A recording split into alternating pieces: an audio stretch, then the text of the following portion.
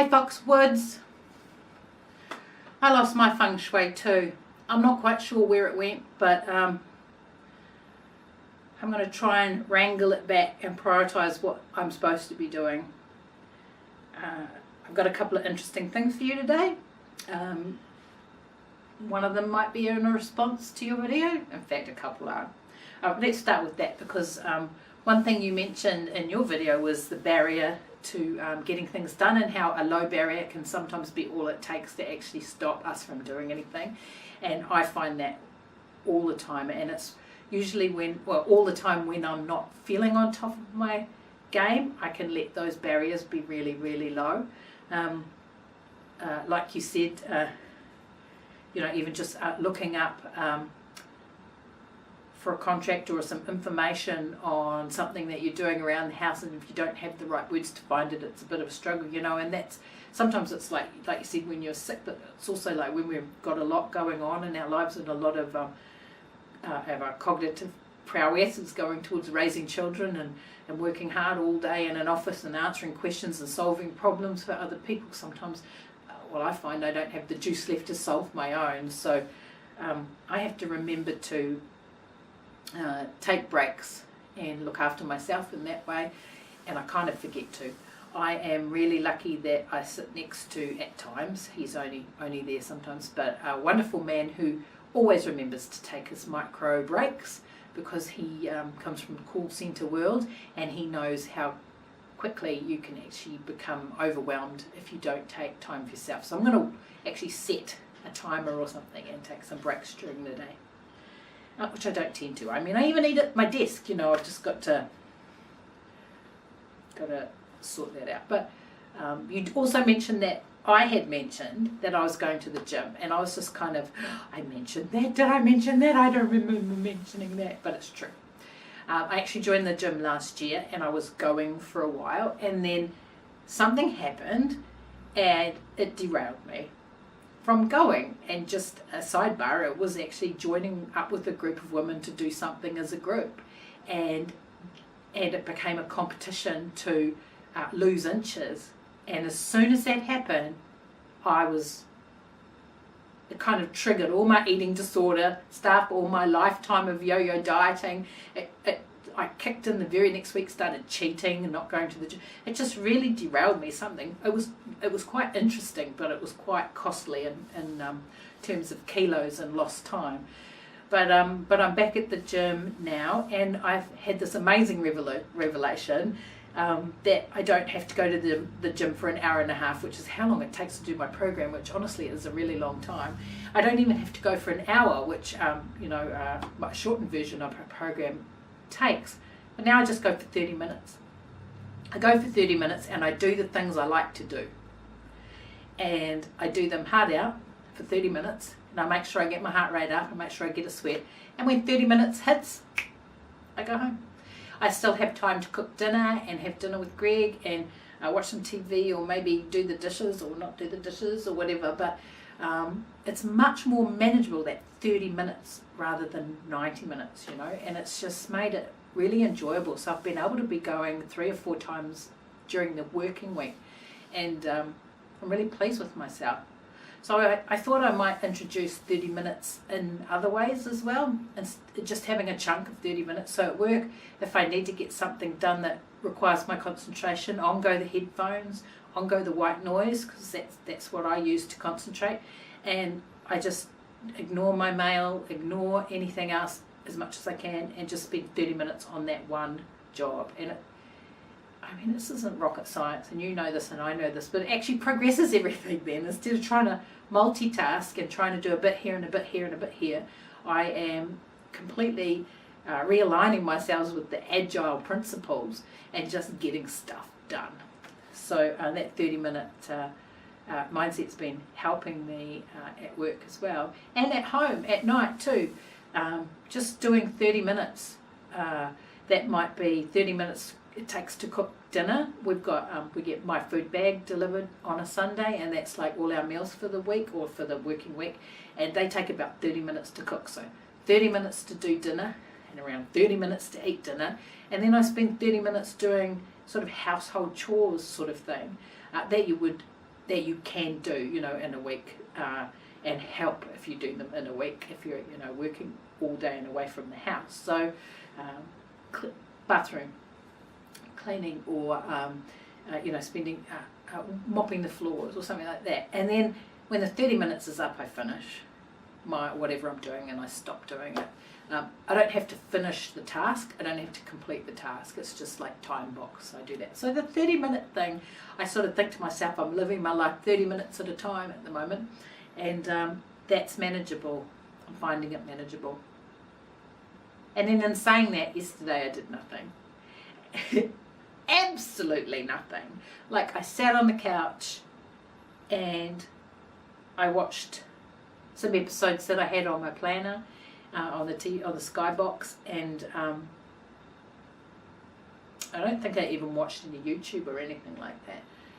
I really did nothing. And then I read a little bit, and then I got out of my pajamas and into some clothes and went to the movies. And I went to see I Feel Pretty by Amy Schumer during the day, which is probably the best time to see that kind of movie. And then so I didn't get home till like 6:30 or whatever, and I'd spent the whole day on my own doing, well, nothing really productive, just spending time with myself.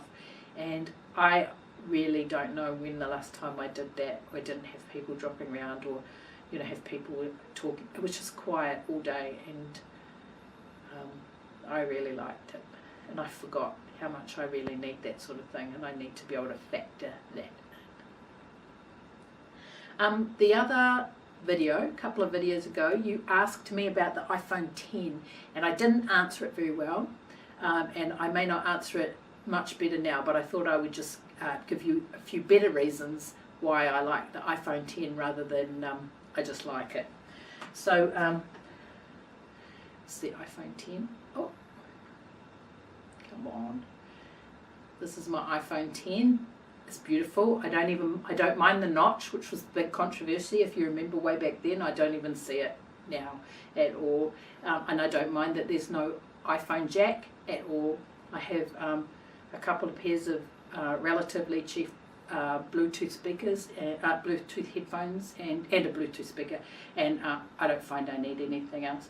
Unfortunately, I have like some deformity in my shape of my ears, so I can't hold Apple earbuds, which is a shame because the AirPods are really great, according to Greg, because he got a pair when he got his phone.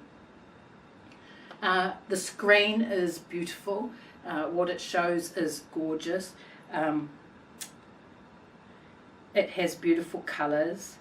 Look at this beautiful picture. It's just, can you see that? That's our Prime Minister at Buckingham Palace. Isn't she beautiful? She's pregnant. That's her partner Clark. But the photos on here are beautiful. The camera is beautiful. The software is lovely.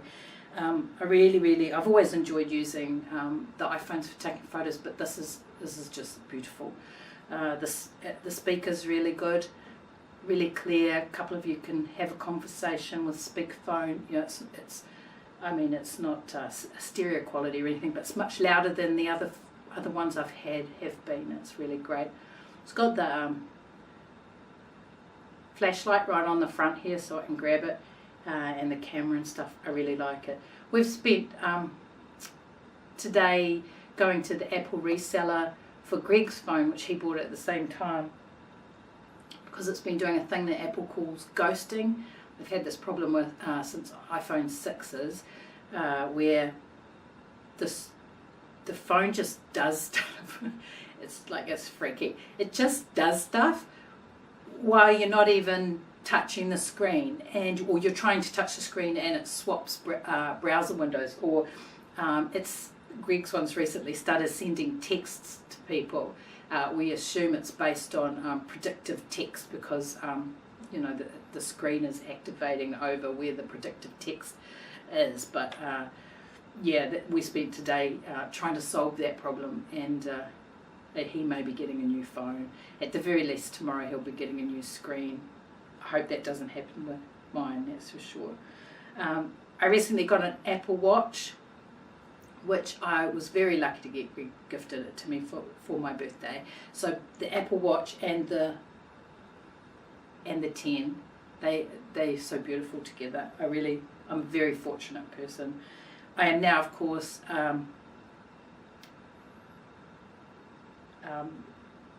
really want an iPad. I really want an iPad Pro and an Apple Pencil. I have no need for either of them, but that's now what I really want. This the iPhone 10 has a really nice heft to it too.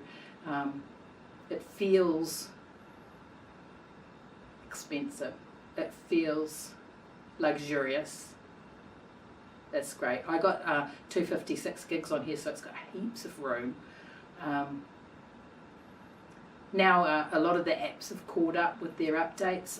I can use most of my apps. I still can't use Swarm on it though, which is annoying.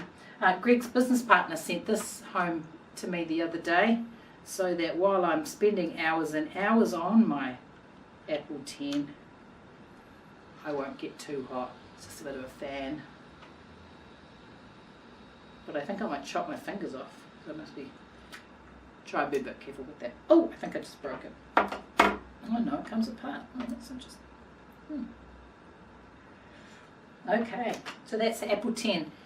It's expensive.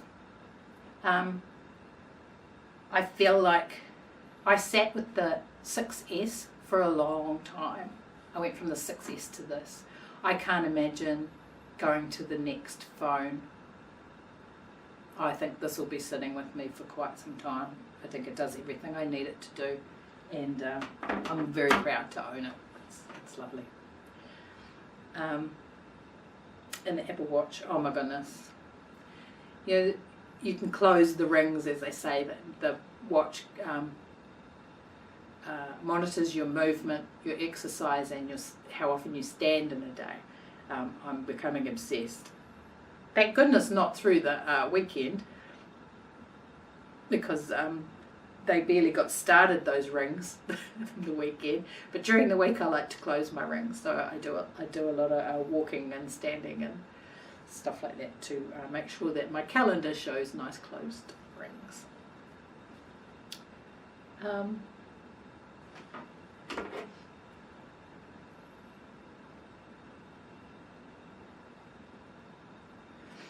There's the rings here, and see all my nice closed rings there. Yeah, not so good there, but check that out. What a legend.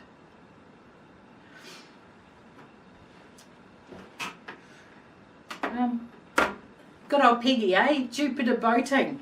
No one else can come up names like you guys. God. I think that's fantastic. I'm not going to join in at this stage because I feel like I'm very, very good at overcommitting to things, and I think if I did join in Jupiter boating, I think I would be overcommitting to what I have at the moment, because I've actually enrolled in pottery for May, and I've got 4 weeks of 4 classes of 2-hour pottery lessons, and I'm going to try and make myself the perfect coffee cup. Not sure what that looks like yet, but it's wheel work, and I've always wanted to learn to be able to do, well, at least centre some clay on a wheel and have enough control to make something with a hole in the middle of it. And I haven't been able to do that in the past, but the past was a long, long time ago when I tried this, so let's see how this goes. I'll keep you posted. And also between the Auckland Urban Sketches, as the Big Drawer is known now, and our art project, I think I better just try and make sure I finish those strong first. But I can't wait to see what you and Peggy do. That's awesome. What else is going on? Oh, I was so proud of myself. One last thing. So proud of myself. My computer's been so slow for so long. Did I tell you this already? If I have told you this already, I will cut it out. My computer, I bought it when I came back from Melbourne. It was secondhand when I got it. MacBook Pro. You know, the older ones with all the ports down one side and the CD disc thing in the other. And it's been fine, but it's just been so slow, and it's been extraordinarily slow doing our videos, you know, and it just takes so much time.